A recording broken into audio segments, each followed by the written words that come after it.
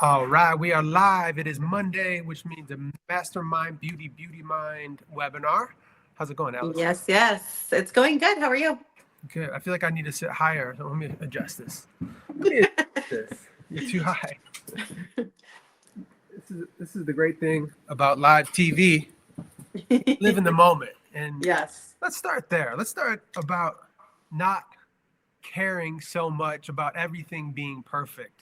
If you're doing something live, a podcast, that's what I love. Like all of my years doing podcasts, that the very first one I did, I actually was sitting like this, had headphones on, was speaking to somebody in New York, and this is on the internet somewhere.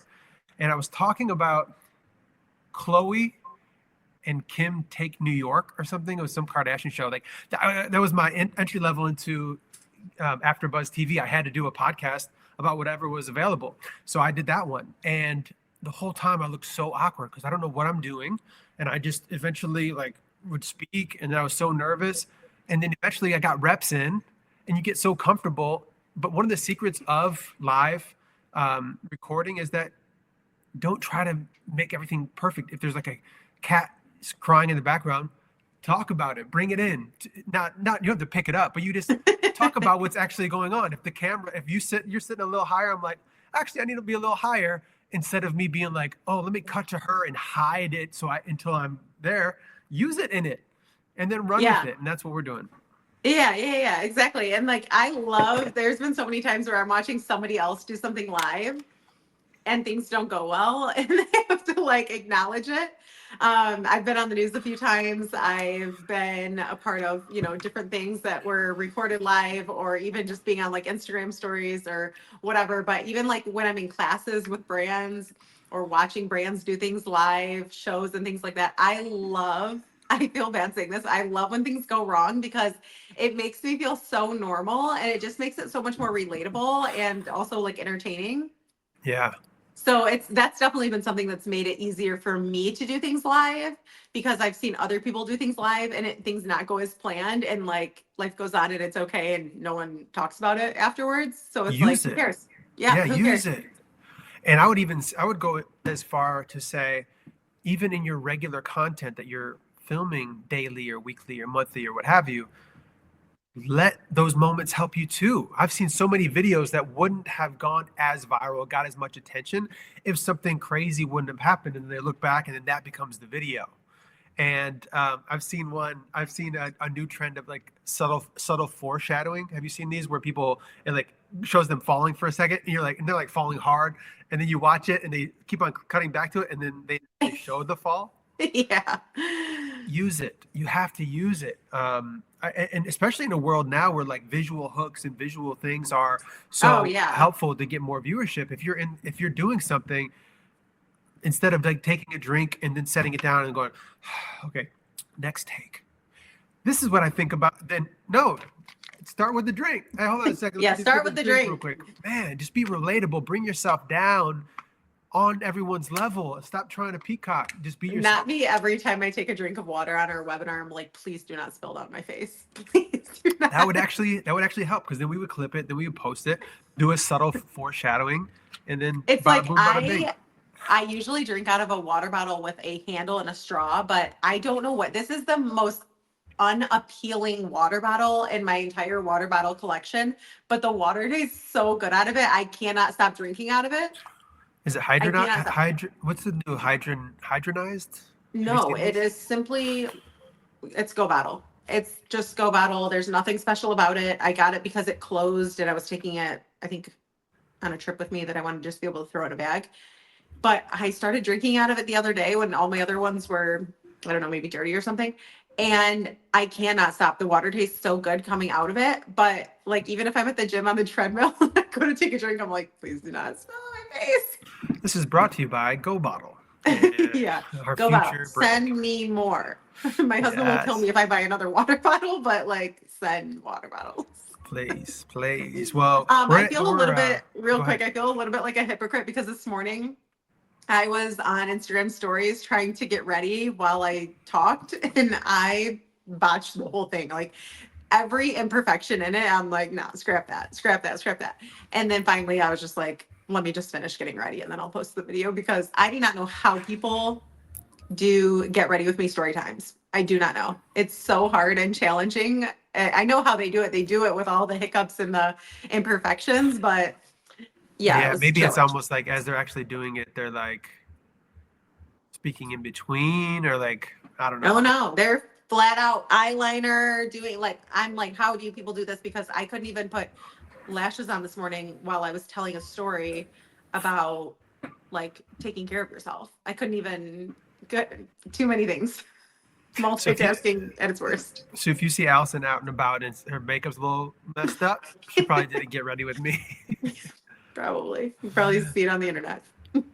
So yeah, we're at interesting times. People were freaked out because of the TikTok ban this past week, and I wasn't freaked out at all. I knew that there was going to be some. It was the leverage they needed to figure out the negotiation process, and that's why I think going dark for a day or less than a day, 13 hours, to then have the switch over, like that was what needed to happen to negotiate properly. And I knew, like, especially when they said they're going to postpone it like 90 days and we're going to try to figure something out in 90 days, I didn't think that it was going to go away. However, I think this is what happens in the game, is uncertain things come, and you never know when some, like, a platform is going to go away or something's going to happen. MySpace wasn't forever. Facebook eventually got to, it matured too much where not as many people are on there. Kids are still using Snapchat, but it wasn't growing as rapidly as it was at one time. Instagram has probably been the most stable growth, but TikTok came and changed the game, and then it looked like he was going away for a minute. Like we got like 272,000 followers on our Mastermind Media TikTok, and that's why we build elsewhere as well. Yeah, if there was ever a time that the beauty industry was shook up and woke up to the fact that you have to diversify your marketing, I think it was this. Like, if you've ever thought that you should put all your eggs in the Instagram basket or the TikTok basket, then now is the time to change that mindset. And also, like, if your only form of marketing is posting on social media, this is your wake up call. Yeah. You It's, have to find a way to own your client information. And the only way to do that is to get their emails so that that information is yours and you can still reach your audience. Because if your only way you're reaching your audience is through social media and you didn't wake up to this, then unfortunately, probably one day you will. yeah, yeah, and you don't want to fall victim to that. So I think it really comes down to understanding how to do that. And I think that's what we can do in another webinar. That's something that we're speaking about at our February 3rd Beauty Business Masterclass in Salt Lake City. How to get these emails, how to create an email list. Even if you don't even need a full website. There's a lot of these apps that you can create a landing page that can do everything you need it to do, and you can do your emails through that. So Yeah. there's no excuses anymore. Yeah, there's no excuses, and hopefully we can just get this information out to as many people as possible so that beauty professionals can, maintain professionalism and do things a little bit more strategically in 2025. Yeah, that's what it's all about. And how many touch points can you have with your clients to stay top of mind, for them to see the new products, to continue educating them, so that even when they do come in and they get the products that you say they should get to have the longevity in their hair, they've already been informed enough to understand why they're doing it. You don't have to like reinforce it at that time.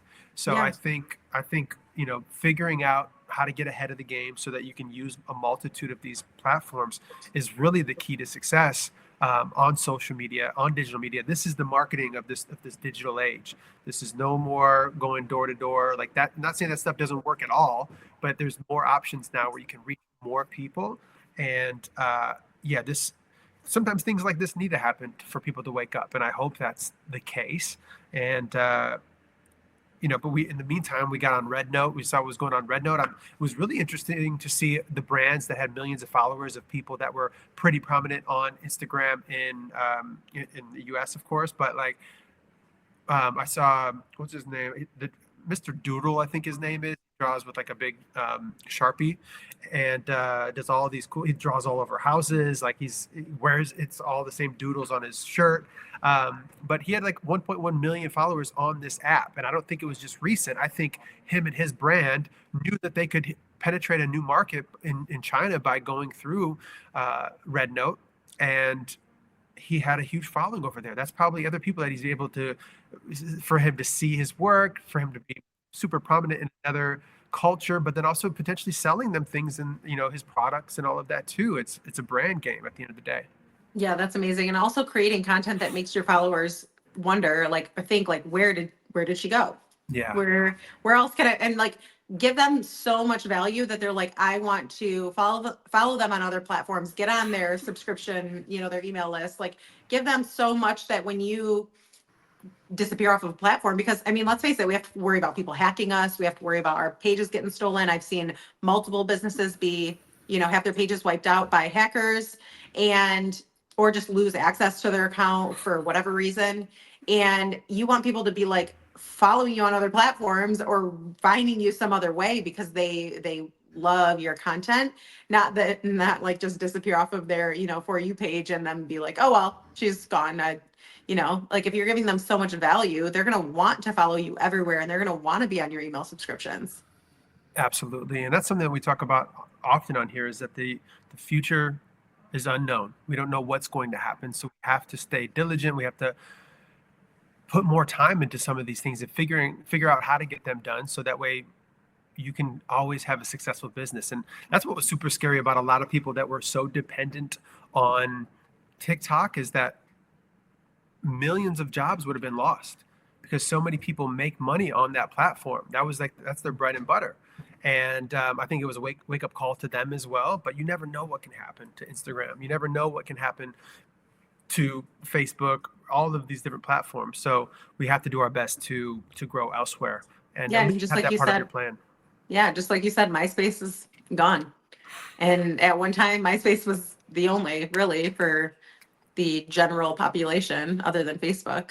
So it's Yeah. crazy because if you told me back then that MySpace was going to go away, I would have been like, yeah, right. MySpace was part of my grade in high school. Like I used to graphic design. I spent 3 hours a day designing MySpace. What are they called? Like, Walls. yeah, like themes. Yeah. Yeah, like I would design those. My teacher would give me a grade on it. Some of the class would be getting graded on, custom t-shirt designs. Some people would be designing posters. I was getting graded on my MySpace theme. So that was like something that if you told me that was going to go away, I would have been like, no, it's not. This is all this is how we communicate now. So, but yeah, it's evolving and changing. Social media. I mean, think about social media in 5 years. Like, where will we be? We have no idea. Yeah. Yeah. Because we never even knew this part was possible. And I think, MySpace, of course, Tom, who created MySpace, I think he had one of the best exits of all time because he sold at its height and then it dropped completely after that. And I think MySpace really came down to the fact that it was the first one of the first of its kind, the first successful one of its kind. And then it was a fight at that point, of the fight of all the social media platforms, who could stay prominent, and then it needed to be one at the time. And then Facebook kind of was doing a similar thing. Facebook took over, and then Instagram came, and that was a different thing. Now they all do a lot of the same things, but it's about the experience there. And you could say that, oh, that's a way of the past, that things aren't going to become super prominent and then drop off. But Clubhouse was something really big during the pandemic, which was a perfect storm for an audio platform where everybody's at home and needs to communicate. And Clubhouse was huge. It was huge for us. I And loved Clubhouse yeah, so much. Like I miss Clubhouse. I know some people who still like are. I'm pretty sure still, but like even just a couple of months ago, we're still going on there, mostly for inspiration and things like that. But not very many. Literally, just like two people that are like, I still go on there yeah. and listen. But we were really active on there. I mean, we were hosting rooms, we were in rooms. I was raising Mhm. my hand in rooms, speaking, connecting with people back over on Instagram. We're still connected with people that we met on Clubhouse during those times. I mean, I loved Clubhouse. Yeah, same. Because like all the wellness stuff that you were doing and the business stuff, and then we were doing a lot of film and TV stuff, that we were having like 800 people in a room sometimes. I think 1,100 sometimes. Like it was a huge, and then a celebrity would drop in, and then you bring them on to speak about, and it was like it was felt revolutionary, and Oh yeah. but it was based on the current state of the world. So once the world opened back up, then it really went down pretty pretty steeply.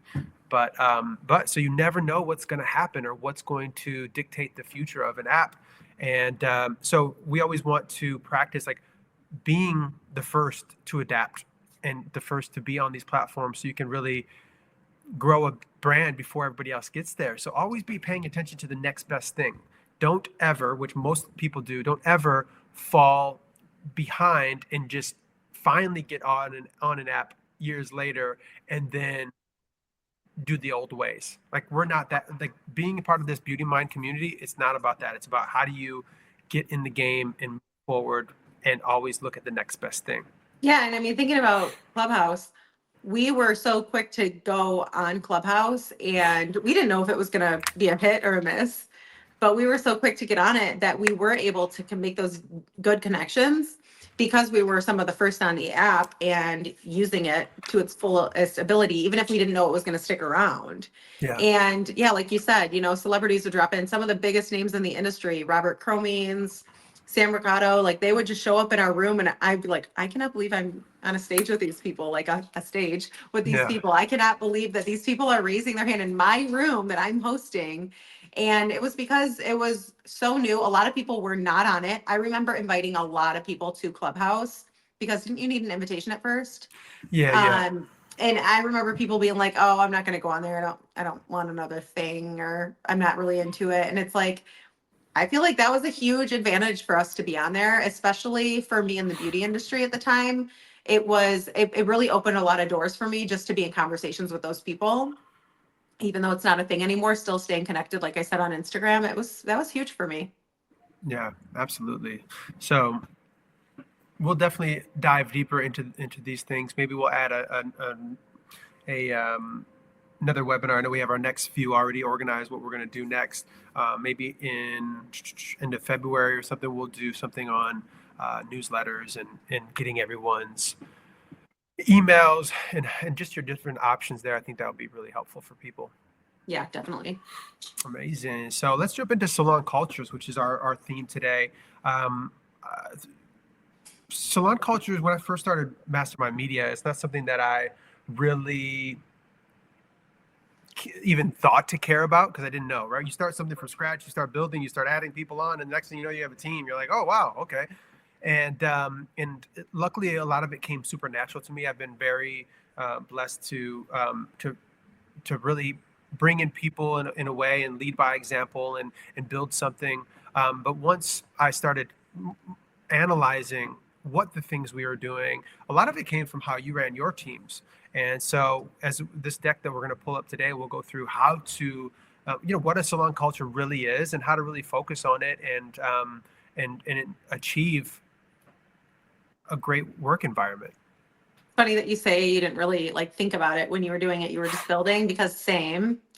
When we were building our team, because I don't think about our salon culture when it was just our small little family business with a couple of chair runners. Like, I don't think about what our salon culture was then. I mean, I'm sure I feel like it was more like micro cultures, like little mini cultures within our salon rather than one big salon culture, because Yeah.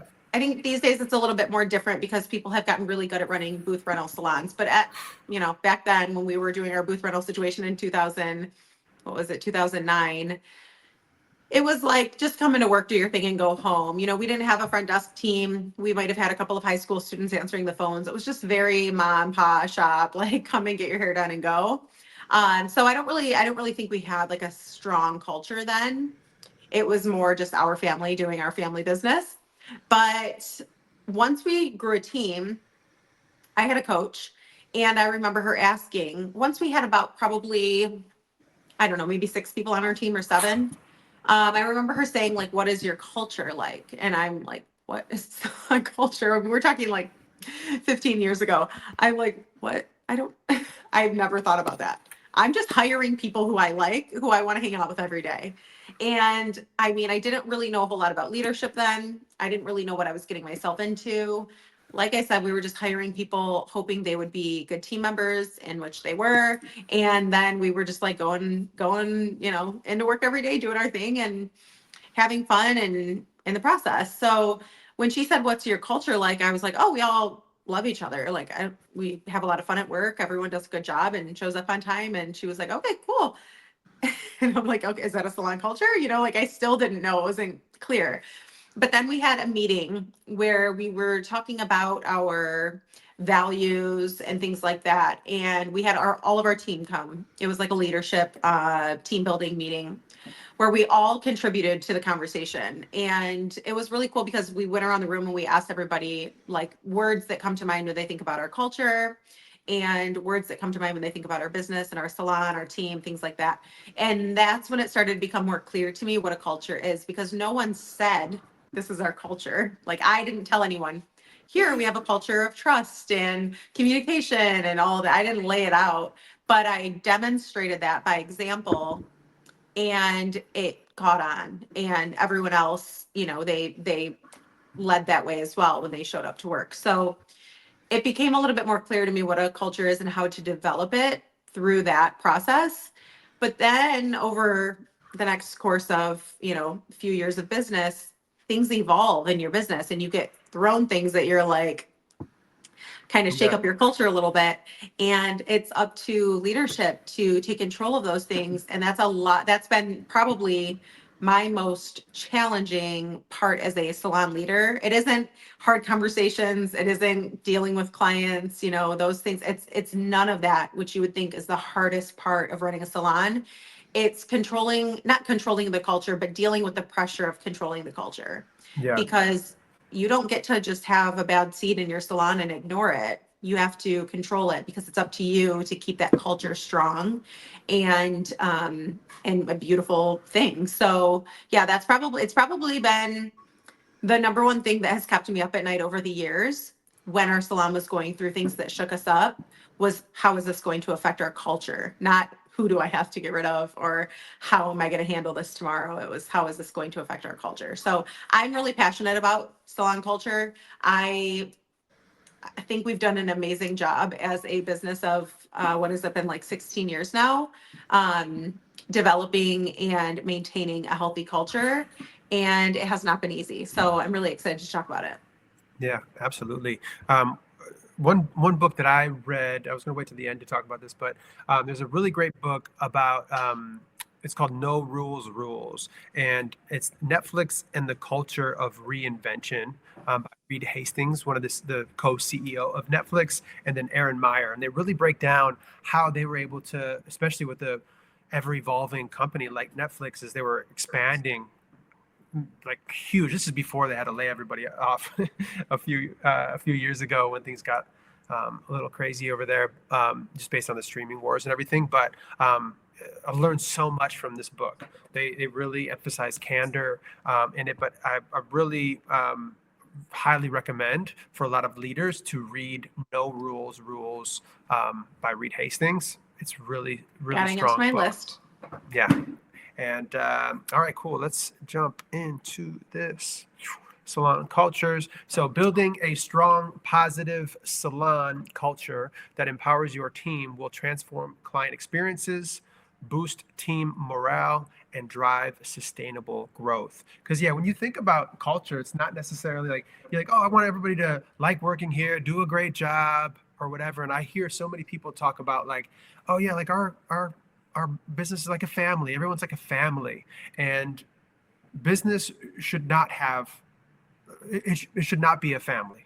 You want it to be more like a team. I forget where I heard that first, but yes, it'll have some family qualities, but you want it to be more about a team. And you think about a team, a professional NBA team. If someone's not cutting it, they're not starting, or they're eventually off the team. If you have people really striving to, and you instill them with this way about going about business and life and helping each other out, then everybody can move forward as a team. But if there's a weak link, you got to get rid of them. And I think It's that's something huge. it's interesting because we do have a family business, and I have caught myself saying like our salon family, like welcome to our salon family, or um that feels like a natural thing to say, but when you think about it, like even our family business doesn't, like we have a line, right? Like we're a family and then we're a business. Yeah, So yeah. there's a line in between that for our actual family. when we're at work, it's business. It's how are we running our business, not how are we running our family. So that definitely is something that I probably will say a lot less in 2025 as referring to us like a salon family, because I get it. It's more like a word pun. Like it's not, it's just a Yeah. saying, but Yeah. And you want people to feel it is, welcome and everything yeah, too. but I mean, it's the same thing. Like that and like referring to people as baby stylists. Like I saw somebody post the other day and they were like, no, your salon family should not be a salon family. It should be a salon team. And then she said, and stop calling them baby stylists unless you want them to act like children. And it really got me thinking, because I've used these words and they're very like we throw them around in this industry, but it is so true. Like, no, it should feel like a team, and we should not refer to people as baby stylists. Like there are all these things that we've kind of just like got from maybe like social media or something like that, and we've just kind of ran with it. And I think it is time that we stop running our businesses like salon families and start running them like salon teams, and start, instead of acting like you're part of someone's salon family, start acting like you're a part of a team, and just like change that verbiage says a lot. Yeah. Yeah. Because you think about family, you're kind of stuck with them no matter You what. are not stuck with your You know. salon team. Yeah, absolutely. All right. So, what is a salon culture? So, the environment, energy, and the values of your salon and why it matters impacts employee retention, builds brand loyalty, attracts ideal clients and team members. So, what have you seen on your side as far as like, as you have something like a really strong culture internally with your team, and how that affects the clients when they come in? Yeah, I have gotten so much feedback over the years from our clients. And the first thing that comes to mind, and if you ask anyone in my business who, is currently in my business or used to be in my business, they will tell you they heard the same about our salon. And it is that something is different there. And the clients feel it. They see when they come into the salon, they see and feel a difference in the way our team interacts and helps each other. We are very much a team. We very much help each other.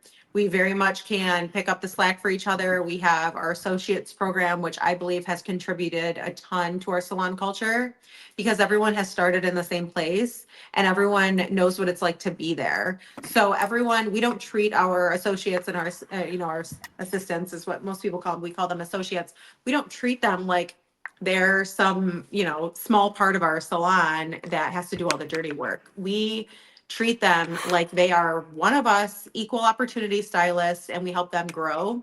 And the way our associates program works out, and the clients see this because when they get their hair done, they see, our people who are helping out our senior stylists, they see that, you'll have a senior stylist helping someone else grow. And then when we bring on a new team member, that associate who's been there for a few months is now helping someone else grow. And it's this beautiful series of helping each other grow and helping each other get to the next step and develop your skills. And so, yeah, I think that has contributed a ton to our salon culture. And the clients, like I said, the clients see that, they feel it. Our owners are also very, very present in the business. And I think they love that. They love seeing that it's not just a bunch of people just doing their own thing. There's support, there is guidance. We are there to help our team. And they like to see that and they like to be a part of it. Yeah, and I would say that goes the same for employee retention as well. Would you say? Oh, absolutely. I just had somebody tag us on our page the other day, and I've been following this girl for a while because I've spoken at the beauty schools, and so I've met her. She's currently in school. And because we have a pretty big presence in the beauty schools, because that's where we do most of our hiring from, I connected with her through that. So I've been following this girl, and she's been following our salon for a while now, but haven't talked to her a whole bunch. But the other day, she just tagged us out of nowhere, and it just said, I want to work at the salon so bad. And I've gotten messages like that before. And of course, people have said things like that before, like, I want to work here so bad. And it's just like, it's very assuring that everything we are doing, it's not something you can say, right? You can't say, we do this and people want to work here because we do this, but you can feel it and other people can say it because they it attracts them to our business. So it's not something I can say, is what I meant. It's not something I can say about my own business, but when other people say it, it feels so good and so reassuring that what we are doing is appreciated on such a level of, like, beauty school students are noticing, and they see that support. They see people join our team and achieve incredible results and incredible success behind the chair at our salon, and they see the support that we give. And that's something that I've seen a lot in our interview process. I do all of our interviewing, and time and time again, when we get people in to, start the interview process, I'll say, like, why do you want to work here? How'd you find out about us? And that is what they say. They're like, it just seems like this is such a supportive place to work. And I just really love what you guys do. And it's important, like, from the social media perspective, to show how your team vibes together on social media for this reason. Because if you don't open up your vibe, right? If you don't open that up to people on the internet, then you'll have a harder time attracting clients and team members. You want people to see that. And the only way they're going to see that is if they either come into your salon or if you're showing it on social media. So I think it's really, really important to show your team on social media, not just hair that they've done, not just talent, but actually them, how they hang out, how they do things together. I have attracted so many team members each time I've posted an event that we went to. If we go to an event and we're all hanging out and we're having a great time together and they see how much we love each other and how supportive we are of each other, and we're showing that on social media, people want to work, people want to be a part of that. So it's important to show that and open that up, because, like I said, you can't just say it. I can't go into a beauty school and say, we do a lot of fun things together. We love each other. It's like, of course I'm going to say that. But Yeah. when you can actually show that and demonstrate it, people are really, really attracted to that. And people are craving community, support, connection, communication. They're craving that. And so I think it's really important to demonstrate that. Yeah, and it makes me think about the new barber that I have. Going from the barber that I was at before, he was really talented, and it was a little bit further of a drive. So I was contemplating not going back there. But the main reason I didn't go back there, even though he was great, I loved him and he did a great job. Just it was the culture there just seemed like no one cared, and it was a brand new place, but then by month 3 it was already like a mess and just dirty. Nobody was like helping each other out. It was like everybody was kind of friends, but it was just like a lot of just, it was typical barber shop type stuff where they're just talking shit back and forth or whatever. And like it was all right, but then the fact that it wasn't like super clean and all of that, and then I ended up going to a barber off of Melrose here in Hollywood, and it was a new barber that I got referred to much closer. So I went to him, and he was at one place initially, and it was like okay culture, but nobody really talked to each other, and like the way the setup was, it didn't really allow for that either. So just like the vibe was just kind of stale in there too. But he was really dope, and he was talking to me about how he wanted to move. Actually, do you remember the dude A-Rod? Yeah. Yeah, he used to have a salon off of Melrose, and this new guy, his name's Wester. He's a celebrity hairstylist as well. He just picked up A-Rod's old spot, and then my barber moved into there, and it is number one is just like the whole setting is amazing. They're really maximizing things, and of course, I've always been coaching my guy how he can charge more and make more money and all of this stuff. And now he's in an environment that he's really thriving, where everybody loves each other. You can tell they all help each other. They all go to competitions together. My barber just won like best fade in LA or something. So they go to those competitions. It shows me that, wait, I don't want to go anywhere else. If my barber is the best, fade in LA and won it, he's a young dude too. And I was like, wow, he's won competitions. He's surrounded by dudes that really care about him, and they're all leveling up. They all, sweep the floor around each other. It's just a cool atmosphere. That Wester, this guy who has his own separate thing in the back. It's like a VIP area where he has all the celebrities come in. But it has some intrigue. But then it also, he's a leader, and then he brings all these other guys in that want to work there, and they're all really elevating together. And it's been really cool to see. And I love going there. And he just upped his prices, which I've been coaching him to up his prices. Which means I got to pay more now. But I'll gladly pay more because it's because of the experience. Yeah, and I don't think that you're just noticing that because you're like a part of the beauty industry. Like, I think that's something that clients notice. Clients Absolutely notice everything. They notice if you interact with the people around you that you work with. They notice if you don't. They notice if you're helping each other. I love working the front desk at my salon. It gives me a lot of insight into this. It's just something that I've noticed over the last couple of years that it gives me a chance. Well, I guess over the last couple of years, I've noticed this because I haven't worked behind the chair in the last couple of years. So my opportunity to get more connected with the clients is really if I pick up a desk shift and hold on the fort up there so that I can communicate with them more. So I've noticed over the last couple of years, if I'm at the desk and I'm chatting with a client, sometimes they'll pull me aside and they'll be like, I just wanted to tell you that like I love coming here. And they'll say things like, I've seen, you guys grow a lot, or I've been here coming here since XYZ. And it's like really reassuring that people see all of that. I had someone come to our first location. They had been coming to us for years and they were going through a very transformative process in their life. And one day they said, Hey, can I talk to you before I leave? And I was like, okay. What are you about to say? My stomach dropped. I was like, what did somebody do or say that has offended this person? And they were like, can we go somewhere private? And I'm like, okay. And we went into the wax room and they said, I have never felt this comfortable at a salon in my entire life. And we're talking about a 60-year-old person. And they were just like, I feel so welcomed here. And I was like, that's what I love to hear. Wow. That's our culture. And so that was one of those moments where I was like, what we are doing, we're doing right. And I will not let anybody ruin that. Like so many times there's been situations where that has happened where someone has said, I feel so welcomed here and I love coming here. You have such an amazing team. I love being a part of the salon. But then there's been those few times where that hasn't been the case, where someone has a complaint that they didn't love the experience or they felt a certain way or they heard somebody say something about someone who they knew and they're like, what? And so that ruins the culture. Yeah. It develops a reputation that can really damage a salon's culture. And so as a leader, it's my job to control that.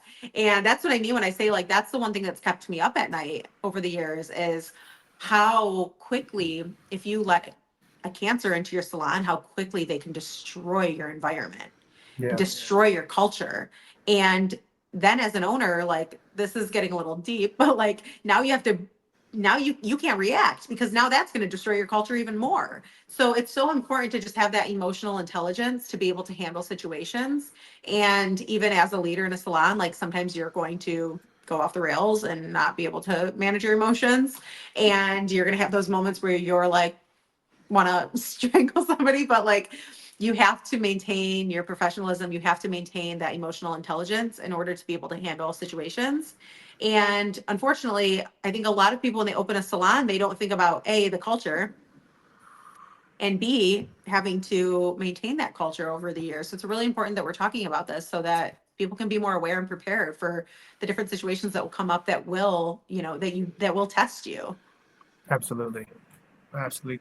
That's all such good information. All right, I know we got about 10 minutes left, so we'll get as much of this in as possible. But I love this topic. What a great topic for us to number one cover, but then really to help people maximize this. Because once you really focus on this, it really gives you longevity that you need. So let's talk about some of the key components. So leadership. Lead by example, show up with integrity and positivity. I mean, that's huge. And that's kind of what we say by the fact that we just started a company and then built it. And then eventually that's what was making a good culture initially. It's like, it starts with you at the end of the day and leading Yeah. by example. And that positive, I mean, when you're a leader and you're in charge of, maintaining that culture, you don't get to come into work with a bad mood and negative energy. You don't get to. You Yeah. will destroy your own culture and your salon that you've worked so hard to build.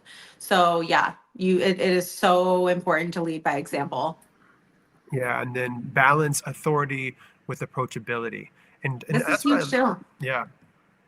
Yeah, this is huge. I mean, this is one of the reasons that I leave my office door open all the time. I feel like if the office door is closed, I'll never connect with my team, because when that door is open, they come in as often as they need or want and just hang out. You know, sometimes I'll be working and I'll just, it's just nice to have that communication. They know that they can come in whenever they want if they need to talk about something, whether it's client support, something personal. And it's important to me to be approachable. It's important to me that people don't have to worry about me being in a bad mood or reacting a certain way to things that might come up in their lives that they need direction with. And so, yeah, that's been a really, really eye-opening thing too, is just making sure that people, whether they're new in your business or have been with you for 10 years, that they feel like they can approach you. But also, and it's hard because like we're dealing with people our age, right? Like I'm only 36 years old. So it's not like I'm like this older boss and I've got these younger people that work for me. Like we're all the same age. So it's like that balance of like having that authority, but also having that friendship, but not being too close of friends where, it gets sticky. It's just like this, it's a balance of so many different things where you can build those relationships, but still be professional and have that approachability, but still have that authority. Absolutely. Yeah, and then that really comes down to your team dynamics as well. So it starts from the top, then now it's going to infiltrate your team and really instill these different values within your team. So cultivate trust and open communication, celebrate wins and acknowledge contributions, which you guys do very, very well at your salons. And then address conflicts directly but respectfully. Yeah, I have a Stop rule. sweeping. Yeah, I have a rule. I don't let things simmer. If something happens, like we're dealing with it right away. That I believe has also been another key factor into maintaining our culture, is that things are not going to simmer. If something doesn't feel right, we're talking about it. If something goes wrong, if something was said that was offensive, like we're talking about it, we're bringing it to the surface. It's just like not worth letting things simmer over time, because all it does is create a bunch of gossip in the break room, and you can't have that.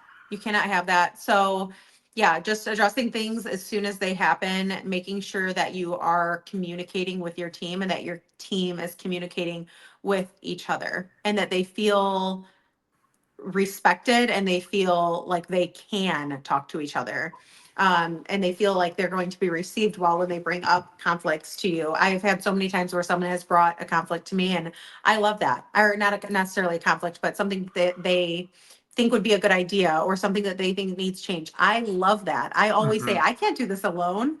Like if you think I have all the good ideas, you're out of your mind. I absolutely, this is the best part about having a team, is that everyone can contribute.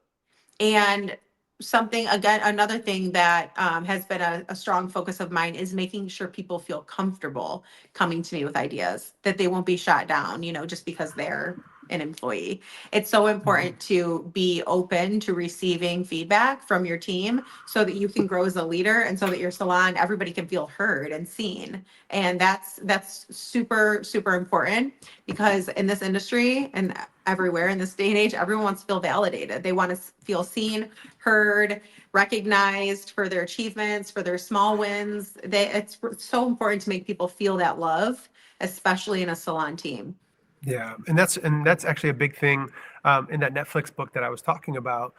What he spoke about candor, and I've heard the word candor before, but I didn't necessarily know what it meant before. So I have the definition here for those who don't know what candor is: the quality of being open and honest in expression,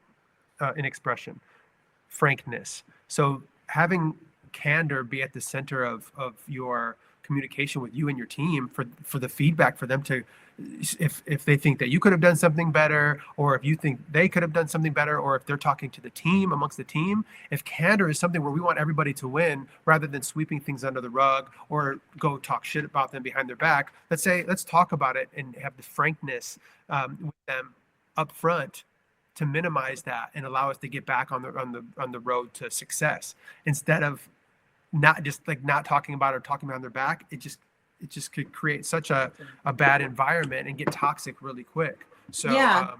Break I rooms love can this be that. a really toxic thing in our industry.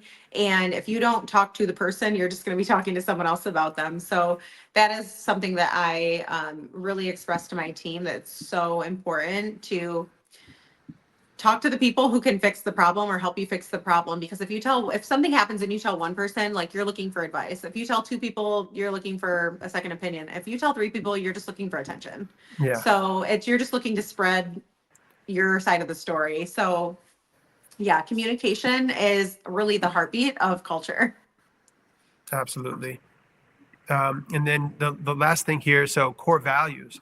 Define your salon's mission, vision, and values. Embed these values into hiring and training and daily operations. This is something that I'm really going to focus on in 2025. We've done things in the past that have kind of made our core values a little bit more known, but 2025 is going to be a year that I really make sure that we enhance these in our salon and bring them, I guess you could say, more visual to our hires Mhm. and to our training process and to our day to day, because you do need those reminders. You need those reminders all the time of what the core values are and what amazing things are going on in your business. You need that reminder, because when people are showing up to work, every day is not going to be a good day, right? And so if you're sitting in the break room and you're having a bad day and you look up and you've got the core values on the wall or your mission statement on the wall, that's just that reminder, that uplifting feeling that you're in the right place. But if you don't have those things around you, or if it wasn't part of your training process, it's easy to forget and wonder, like, oh, am I, is there something better out there? Or is there a better option for me? But when you have that constant reminder of the business that you're in, what the values are of the people that you work with, and the mission statement for the place that you work, you have that constant reminder to know that, yes, I am exactly where I belong. And I feel like that uplifts people. Absolutely. You need that reminder. We get so busy in the chaos of life and personal life and the world and politics and clients, great clients, tough clients. There's so much going on that you need those constant reminders. And so I think definitely having the mission and the core values like really prominent, just embedded into your team, but also on the wall somewhere or in your monthly meetings, whatever they are, to really understand how we come back to that core. And I think that's super important. And that kind of takes us into this next thing. So client experience. If your team has these core values and you know where everybody can improve, and you have candor at the center of it all as well, so everybody's holding each other accountable, now we can actually make the client experience exactly what it needs to be. So do you remember your clients' preferences and needs, having that be a part of your culture, so everybody's helping out? So make this, it makes clients feel welcomed and valued, which we talked a lot about before, and then establishes consistent service standards. We don't want to fall into the habit of just getting things done, or you know just good enough is fine. We want to operate at our highest efficiency so that we can each do a great job and become our best selves, but also help everybody else become that as well. So reminding them what this is all about, and then taking care of your clients to make it the best experience possible, goes a long way. Yeah, if you don't take care of your team, then your team can't take care of their clients. And that is so tried and true. Like when you pour over your team and you make them feel loved and important and welcomed and seen and heard and all of those things, they will then make your clients, the salon clients, feel that way. They will take such good care of their clients. And the clients will feel that. And that's what tells the client that you have a beautiful salon culture. That's what makes them realize that this is a beautiful, different type of salon, as opposed to the salon down the street where nobody talks to each other, and they're just like going through the service and there's no standards and the station's dirty, and then they go up to the front and they pay and it's like, all right, bye. Like that's what tells them that you're different. So Yeah, you really have to pour into your team so that they can pour into their clients. And then, yeah, it is so important to have those service standards. When I was training our associates, that was the number one thing we focused on for the first like 3-4 weeks of their training, was service standards. The standards where our services should be, and things like perfectly clean station every time a client sits down. They should look like the first client of the day. How we welcome them, what we offer them when they sit down, all of those things, because then they will take that on and they'll treat their clients that way. But you have to 100%. start that in the very beginning. Absolutely. And this we'll wrap up with this. So education and growth. So highly efficient team. So offer continuous education, use mentorship and coaching programs, monthly wrap meetings as well. And those are those type of things that just really hold them accountable and remind them, as we just talked about, the mission and core values. But a lot of people don't even know they want to grow and become the best version of themselves. They don't even know where to start. So really encouraging them to find that alignment and then giving them the tools to actually get there are so huge. And I think a lot of people miss that. Yeah. And so with education and growth, the number one thing that I feel like salon owners should be focusing on that they're not focusing on is one-on-one meetings with your team meetings as well, very important, but one-on-one meetings with your team. It not only helps them continuously grow and stay on track, but it opens up that door for them to be able to talk to you about things that they don't know when to talk to you about them. I don't like to use one-on-one time to tell people what, obviously what they did wrong or what could have been better. It's all growth. It's all, it's not like a scary meeting where you sit down and it's like talking about something that hit the fan earlier that week. That's not what it's for. It's for reflecting. Well, let's talk about wrap. So our wrap meetings are wins, reflection, alignment, and planning. So it's to reflect on the month before, to celebrate those wins, to plan for the month ahead, and to continuously grow together and give them that support. So one-on-one meetings, we started these about probably 12 years ago and have never looked back. There's never been a month that we missed them, maybe for an individual, but not for the whole team. Like we are very consistent with making sure that we do one-on-ones monthly. And it's been something that I always wondered, like, do they like doing one-on-ones? No one's telling me that they love their one-on-one. I'm kind of like in my head, like, do people look forward to this? But I've had some team members say like, I can't wait to do my one-on-one, or like, hey, I missed my one-on-one last month. Can we please do it soon? Or, it's just like that reassurance that like they need that support. They crave that support. I crave that support. I need that support. And I've been in this industry for, 18 years and I'm leading the team, but leaders need leaders and coaches need coaches, and, everybody needs that support. So it's not something that can go missed. You need to be checking in on your team and doing one-on-ones very regularly. Not every 3 months, not once a year, once a month. And yeah, coaching them, giving them that love, giving them that feedback, and making it a safe place, not a scary place of, oh, my boss is mad at me, or, what did I do wrong this month? But what what can you improve, and what did you do amazing that helped you grow and get to that next level? All of that contributes to the culture and the end all be all of how people feel in your business. Yeah, that's one thing I think a lot of leaders miss is um, being very loud about the wins, because it's easy to be loud about when somebody messes something up and how why didn't you do this, this is how you, like, don't do this again, type of mentality. But if you're going to be that person, you also have to be very loud about the wins. When they do something great, you have to really celebrate those, so that it really enhances those wins and allows them to focus more on contributing in that way. So I love that you do that with your teams. And going into wellness and work-life balance, so create a schedule that allows flexibility has been something really helpful for the cultures that you've been building. Promote self-care among staff, ensuring that they're taking care of Heavy on themselves. this. Yeah. Provide resources to support mental health. And another one that I threw in there was schedule retreats or any kind of events with team building activities. I know you've done that with your Yeah, team in the past.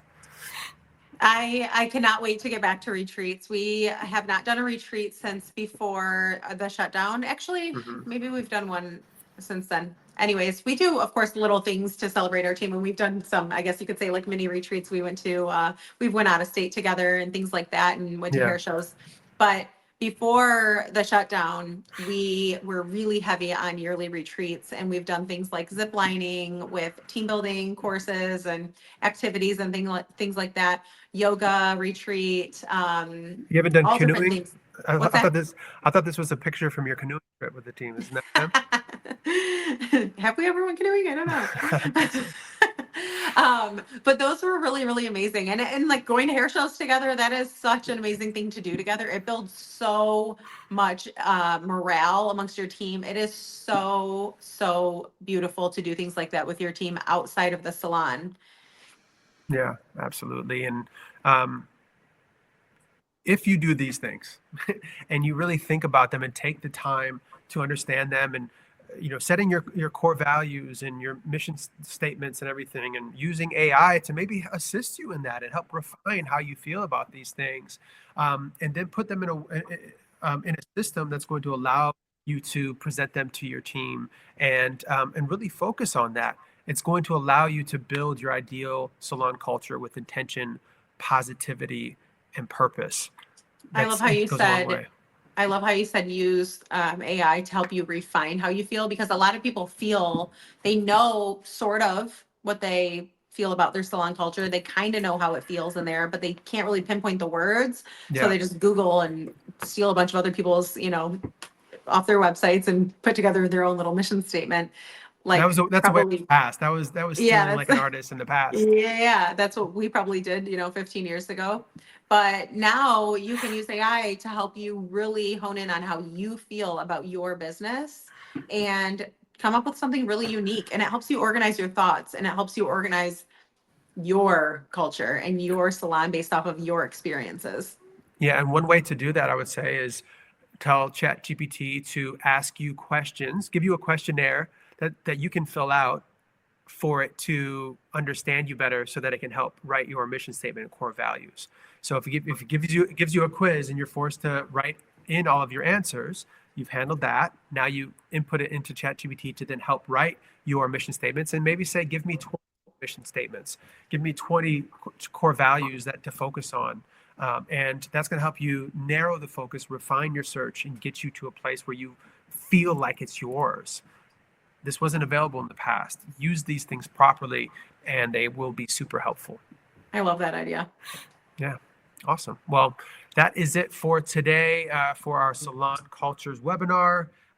You guys can all breathe now that TikTok is back, and continue using a plethora of digital platforms. Stop being only consistent on one. At least plan to reach out to more.